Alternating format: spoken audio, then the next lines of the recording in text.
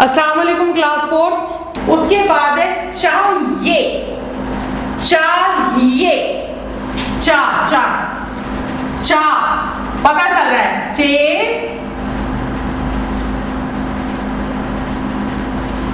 अलिफ चा, हिये, हे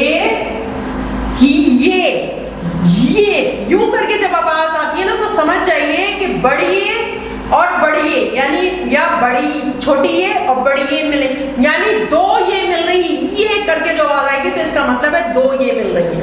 ये करके जो आवाज आएगी इसका मतलब है दो ये मिल रही है, यानी या तो यहाँ पे छोटी ये बड़ी ये कर लें आप, या बड़ी ये कर लें, कुछ भी कर लें आप, तो यानी ये दो ये को आपने मिलाना है। और आखिर में बड़ी ये क्यों लगाया मैंने, चाहिए ए करके आवाज आ रही इसलिए बड़ी है। अब इसमें ये छोटी लगे बड़ी लगे शक्ल तो सबकी ये वाली हो जानी है, ये वाली पता है ना आपको, टूटी हुई शक्ल तो ये होती है, सही है, और हे की टूटी हुई शक्ल ये होती है, सही है, और चे अलिफ के साथ जुड़ जाएगा। अब मैं यहाँ लिख रही हूँ देखिए चा, और क्योंकि अलिफ जो है वो शरारती होता है तो अपने बाद वाले से नहीं जुड़ेगा, चा। अब ये तीनों इसमें कोई शरारती हर्फ नहीं है, इसका मतलब है ये जुड़ जाएंगे। अब ये देखिए ये और फिर ये यूं करके, ये तो ये है, और ये देखिए ये जो मैंने बनाई है, ये जो ये यहाँ शोशा सा बनाया है ये का है। तो अब ये दो ये है, एक तो ये टूटी वाली ये है और एक ये बड़ी ये है, चाहिए, ठीक है। और अगला लफ्ज मैं एक दो और लफ्ज करवा दूंगी, मेन आपको मैंने लफ्ज करवा दिए, तो अब आपको सारे इसके रूल्स मैंने बता दिए, तो अब आपको समझ आ जाना चाहिए कि हमें किस तरह अल्फाजों को जो है वो पढ़ना है और उसकी हिस्ट्री किस तरह करनी है, ठीक है। अच्छा, अब एक और लफ्ज आपके पास दांत, दांत।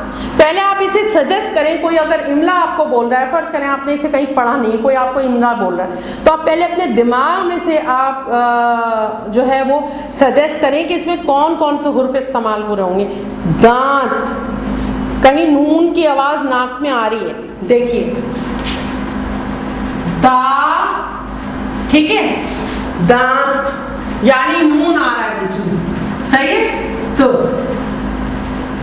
आप देखते हैं इसे जोड़ेंगे कैसे, ये देखिए दोनों शरारती हुर्फ हैं, यानी ना ये पीछे मिलेगा ना ये आगे मिलेगा, इसका मतलब है ये ऐसे ही लिखा जाएगा दा। मैं बड़ा बड़ा करके इसलिए लिख रही हूँ ताकि कैमरे में वहां से नजर आए, आपको छोटा नहीं बना रही मैं, ठीक है। अच्छा, आप देखिए ते और ये नून, ये कोई शरारती हुर्फ नहीं है, इसका मतलब है ये दोनों मिलेंगे, मिलेंगे तो आपको पता है नून की, मैंने कहा कि आखिर में जो भी हुर्फ तहज्जी का जो भी हुरूफ आता है वो अपनी असली हालत में आता है, तकरीबन अपनी असली हालत में आता है, इसका मतलब है यहाँ सिर्फ ये टूटा हुआ इस्तेमाल होगा, यानी ये देखिए दांत, ये देखिए दांत, ठीक है। अच्छा, एक और चलिए कोई लफ्ज हम पढ़ते हैं, दिलचस्पी, दिलचस्पी, देखिए दिल। अब खुद ब खुद घर में बैठ जाएं और कोई भी लफ्ज अपने घर वालों से किसी से भी कहें कि बोले और आप इसे इस तरह करें, दिल क्या है, दाल और लाम, दाल और लाम, दिल।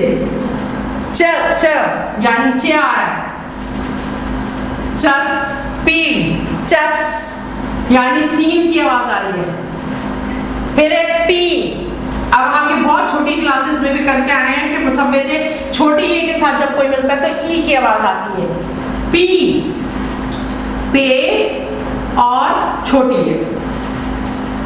अब देखिए यहाँ जगह कम है, मैं यहाँ जोड़ के जरा बड़ा सा आपको दिखा रही हूँ ताकि आपको समझ में आए।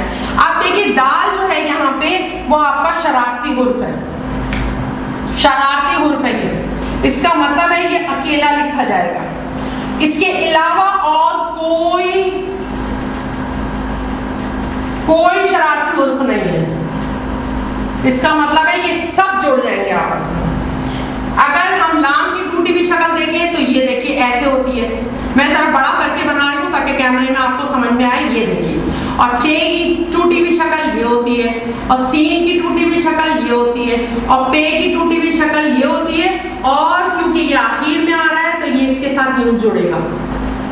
सही है। अब मैं आपको इसको लिख के बताती हूँ कैसे लिखेंगे। दाल क्योंकि शरारती हुर्फ है, ये ऐसे रहा। लाम, और देखिए जब चे से कोई भी हुर्फ जुड़ता है तो इसके सर पर जुड़ता है, नीचे नहीं जुड़ेगा, ये इसके सर पे यहाँ जुड़ेगा, यहाँ जुड़ेगा। अब लेकिन चे की अपनी शक्ल इस तरह नहीं आएगी, गौर से देखिए। लाम, ये देखिए ये है ना, अब इसको हम यूं करके बनाते हैं ना, ऐसे चे बनाते हैं ना, ऐसे नहीं बनाइए। बस फर्क ये होगा क्या, ये यहाँ जुड़ते हुए इसकी शक्ल ये हो जाएगी, ये हो जाएगी इसकी। अब इसके साथ सीन मिलाते हैं, दिलचस्प, और ये देखिए पी, दिलचस्पी। चलिए कोई और लफ्ज देखते हैं, मुसन्निफ, मुसन्निफ।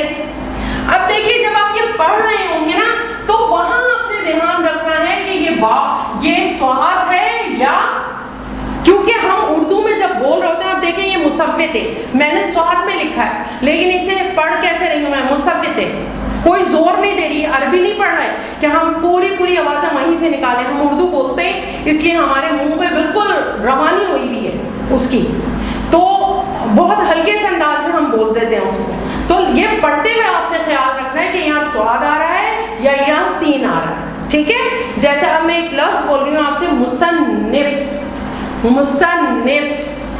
अब क्योंकि मुझे तो पता है कि उसके अंदर क्या आता है, मुसन्निफ, स्वाद आता है, ठीक है, मुसन्निफ। अब इसे मिलाते हैं। अब देखिए इसमें कोई शरारती हुर्फ नहीं है, इसका मतलब है सब एक दूसरे से जुड़ जाएंगे। नून की टूटी हुई शक्ल ये होती है, स्वाद की टूटी हुई शक्ल ये होती है, मीम की टूटी हुई शक्ल ये होती है, और पे क्योंकि आखिर में आएगा ऐसे ही आएगा। अब आप देखें मैं यहाँ लिख के दिखा रही हूँ मीम। अब ये सब एक लाइन में लिखे जाएंगे, कोई ऊपर नीचे होकर नहीं जुड़ेगा, ये सारे एक दूसरे के साथ जुड़ते चले जाएंगे। मीम स्वाद, और ये नून और ये फे, मुसन्निफ। अब अगर आप गौर करें, मुसन्निफ 2 दफा नून को पढ़ा जा रहा है तो इसके ऊपर तशदीद लगा देंगे। तो जब यहाँ तशदीद लगा रहे हैं तो इसकी हिज्जों में भी यहाँ लगानी चाहिए क्योंकि 2 दफा पढ़ा जा रहा है। मुसन्निफ, मुसन्निफ। अस्सलाम वालेकुम क्लास फोर्थ। आज हम अपना नया सबक शुरू कर रहे हैं, वो है उफ मेरे दांत। अब इसमें देखिएगा उफ मेरे दांत में हम क्या देखते हैं, यानी यकीनन कोई ना कोई तकलीफ़ है जिसकी वजह से वो कह रहा है उफ मेरे दांत। अब देखें उफ मेरे दांत।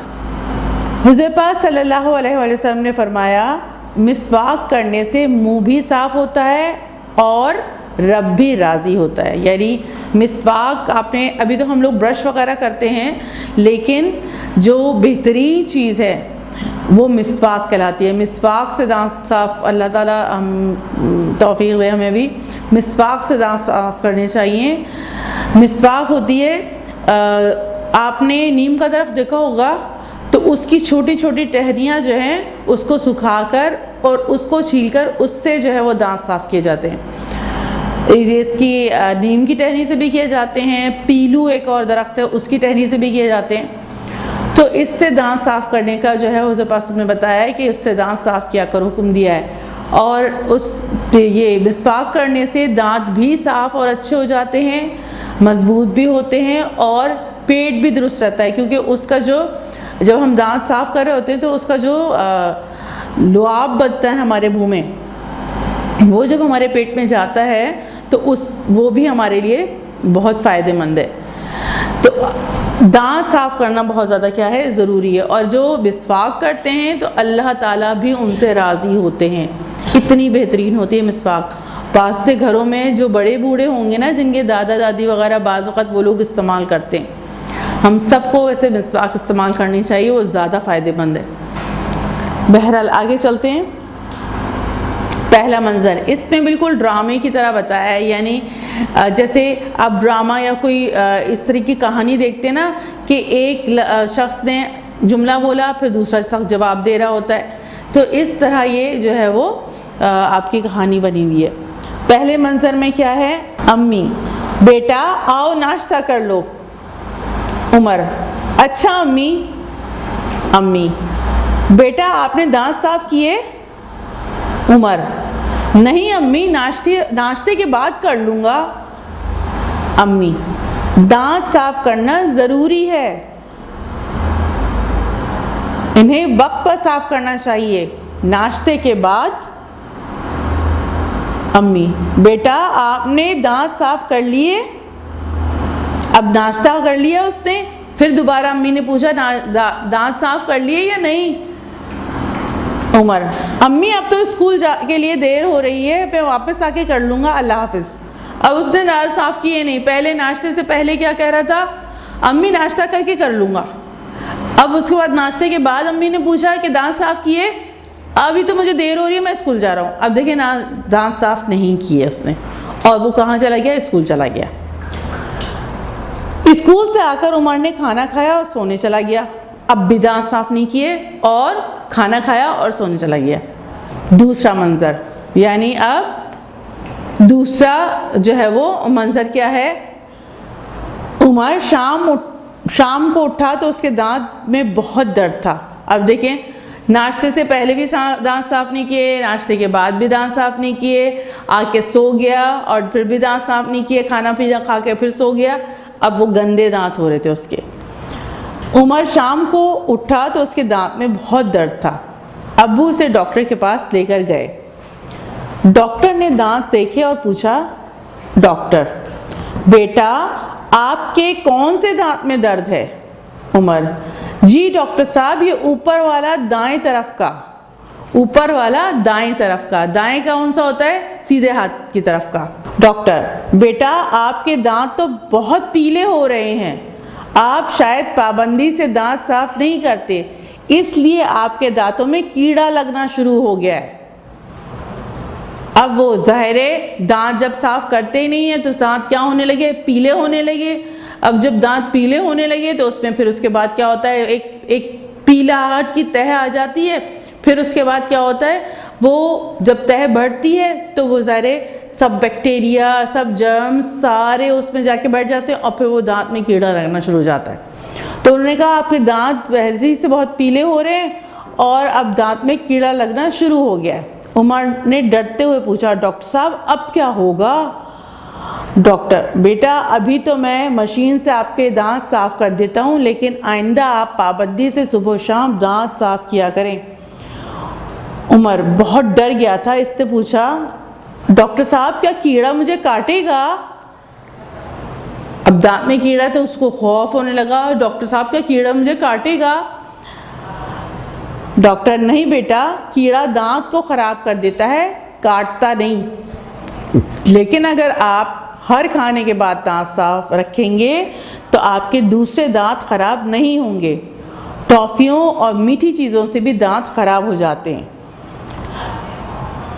अब उन्होंने बताया कि अगर आप रोज़ाना दांत साफ करते रहेंगे सुबह शाम, और खाना खाने के बाद कुल्ली ज़रूर करनी चाहिए, ताकि जो आपके मुंह में गंदगी है ना वो निकल जाए। ये भी हमें जो है वो दीन इस्लाम में बताया जाता है कि जो दांत खाना खाने के बाद कुल्ली कर लेते हैं तो उनके घर में भी बरकत होती है और ज़ाहिर है मुँह भी क्या रहेगा, साफ़ रहेगा। लेकिन खाना खाने के बाद अगर आप ऐसे ही छोड़ देते हैं मुँह को, तो वो उसमें जो ज़र्रात है खाने के वो भी मुँह में इधर उधर चिपक जाते हैं दांतों पे, और फिर वो भी क्या है, कीड़ा लगाते हैं और दांतों को ख़राब कर देते हैं। तो दोनों चीज़ें आपको मिल जाएगी अगर खाना खाने के बाद आप कुल्ली कर लें और थोड़ी सी उंगली फेर लें, तो दांत साफ़ भी हो जाएंगे। और फिर ये भी बताया इस बात सबने कि जो खाना खाने के बाद कुल्ली करते हैं उनके घर में बरकत होती है। तो क्या है कि हमें वो तमाम चीज़ें करनी चाहिए जो हज़रत पाक सल्लल्लाहु अलैहि वसल्लम ने हमें बताई। सुबह उठ के भी ब्रश करना चाहिए, दांत साफ़ करने चाहिए, और अगर बेहतरीन बच्चे तो वो होंगे, बेहतरीन लोग तो वो होंगे जो मिसवाक करते हैं। मिसवाक मैंने बताया मिसवाक क्या होती है, तो सुबह में भी मिसवाक करनी चाहिए और शाम में भी मिसवाक करनी चाहिए। और हर नमाज से पहले भी जो लोग मिसवाक करते हैं तो वो उनकी नमाज ही बेहतरीन नमाज कहलाती है। क्योंकि अल्लाह ताला को सफाई बहुत पसंद है। और जो इतना सफाई का ख्याल रखते हैं कि अपने दांतों को भी साफ़ रखते हैं, अपने जिस्म को भी साफ़ रखते हैं, अपनी हर चीज़ को साफ़ रखते हैं, कपड़ों को भी साफ़ रखते हैं, तो वो तो बहुत ही प्यारे लोग हैं। और जो नमाज से भी पहले, हर नमाज से पहले जो है वो मिसवाक करते हैं, उनकी नमाज भी बेहतरीन नमाज कहलाती है। अगर आप हर खाने के बाद दांत साफ़ रखेंगे तो आपके दूसरे दांत ख़राब नहीं होंगे। अब एक तो ख़राब हो गया था उसका, जिसमें कीड़ा लग गया था, तो बाकी दांत, उन्होंने कहा आपके बाकी दांत ख़राब नहीं होंगे अगर आप अब ब्रश करेंगे और साफ़ रखेंगे अपने दांतों को। टॉफ़ियों और मीठी चीज़ों से भी दांत ख़राब हो जाते हैं, ये भी बताया उन्होंने। और बहुत से बच्चे ऐसा करते हैं कि टॉफ़ी खाई और आपने जो है वो चॉकलेट खाई, ये सब कुछ खाए और बग़ैर रात में दांत ब्रश किए और साफ़ किए ऐसे ही सो गए। अब वो चॉकलेट और जो टॉफ़ी की जो रस और वो तमाम चीज़ें होती हैं वो चिपकती रहती हैं, जब वो चिपकी रहती हैं तो वो भी कीड़ा पैदा करती हैं। तो बहुत से बच्चे रात में ब्रश किए बग़ैर सोते हैं, ये तरीक़ेकार सही नहीं है। रात में दांत साफ़ करके सोने चाहिए, क्योंकि जब हम रात में सोते हैं तो एक तो वो गंदगी जो हमने लगी छोड़ दी अपने दांतों पर, फिर उसके बाद मुंह में भी हमारे ना थूक सा आता रहता है, तो वो मिलकर फिर वो बैक्टीरिया और जरासीम बन के हमारे दांतों को क्या कर लेता है, ख़राब कर देता है, गंदा कर देता है, फिर उसमें कीड़े पड़ जाते हैं। तो इससे दांत सारे क्या हो जाते हैं, ख़राब हो जाते हैं। और दांत ख़राब हो जाते हैं तो फिर तकलीफ़ उठानी पड़ती है, वो कीड़ा अंदर जो है वो ज़ख्म कर देता है और फिर वो बच्चे जो है वो हम रो रहे होते हैं कि हमारे दांत में तकलीफ़ हो रही है, फिर बाज़ औक़ात दांतों को निकालवाना भी पड़ता है, तो सारा मुंह जो है वो खूबसूरत नहीं रहता। खूबसूरत दांत होते हैं तो चेहरा भी खूबसूरत लगता है। तो क्या है कि टॉफ़ियों और मीठी चीज़ों से भी दांत क्या हो जाते हैं, ख़राब हो जाते हैं। ये ज़्यादा नहीं खानी चाहिए, और खाएं भी तो फ़ौरन क्या कर लें, दांत साफ़ कर लें, वरना रात में तो लाजमन दांत साफ़ करके सोना चाहिए। उमर, डॉक्टर साहब आपका बहुत शुक्रिया, यानी ये सारी बात उन्होंने बताई, तो उसने कहा कि डॉक्टर साहब आपका बहुत शुक्रिया, आपने मुझे सारी बातें बता दी कि क्या होता है। उमर ने दिल ही दिल में ख़ुद से वादा किया कि अम्मी अब मैं आपके कहने से पहले ही दांत साफ़ कर लिया करूँगा। अभी अम्मी सामने नहीं थी, लेकिन डॉक्टर साहब ने जब समझाया तो अपने दिल में उसको कहने लगा, अम्मी अब मैं आपके कहने से पहले ही सारे दांत साफ़ कर लिया करूँगा। जब वो वापस जा रहे थे तो उन्होंने देखा कि क्लिनिक की दीवार पर एक बोर्ड लगा था जिस पर एक हदीस लिखी थी। हदीस क्या होती है? हदीस होती है जो हुज़ूर पाक सल्लल्लाहु अलैहि वसल्लम, यानी हमारे नबी करीम सल्लल्लाहु अलैहि वसल्लम को तो जानते हैं ना, उनकी जो बातें होती हैं वो हदीस कहलाती हैं। तो जब वो बाहर निकल रहे थे तो वहाँ पर एक बोर्ड बना हुआ था और उसके ऊपर एक हदीस लिखी हुई थी। अब्बू ने बताया इस हदीस का मतलब है कि दांत साफ़ करने से मुंह भी साफ़ होता है और अल्लाह ताला भी खुश होते हैं। अब वो हदीस कौन सी थी जो हमने सबसे पहले पढ़ी थी? वही हदीस लगी हुई होगी, ये देखिए यहाँ पर हुज़ूर पाक सल्लल्लाहु अलैहि वसल्लम ने फरमाया मिसवाक करने से मुंह भी साफ़ होता है और रब भी राज़ी होता है। रब यानी अल्लाह ताला राज़ी होते हैं, अल्लाह ताला खुश होते हैं जब बंदे, जब जो शख्स अपने दांतों को साफ़ रखता है तो दांत साफ़ भी हो जाते हैं, सफाई से भी सुकून मिलता है इंसान को, और अल्लाह ताला भी क्या हो जाते हैं, खुश हो जाते हैं। फिर दांतों की सफाई से भी अल्लाह ताला खुश होते हैं और दांतों में तकलीफ़ भी नहीं होती। कितने फ़ायदे होते हैं अगर हम दांतों की सफाई करें तो अब आपको समझ में आ गया ना, दांतों की सफाई करनी है और दांतों को कीड़ा लगने से क्या करना है, बचाना है। और रात में ख़ास तौर पर ब्रश करके सोना है, साफ़ करके सोना है दांतों को, और सुबह उठ के भी दांतों को साफ़ करना है, और हर खाना खाने के बाद कुल्ली करनी है। इससे भी दांत क्या रहेंगे, साफ़ रहेंगे। समझ में आ गया होगा सबको? अब ऐसा करना है ना सबने? चलें, अस्सलामु अलैकुम व रहमतुल्लाहि व बरकातुहू।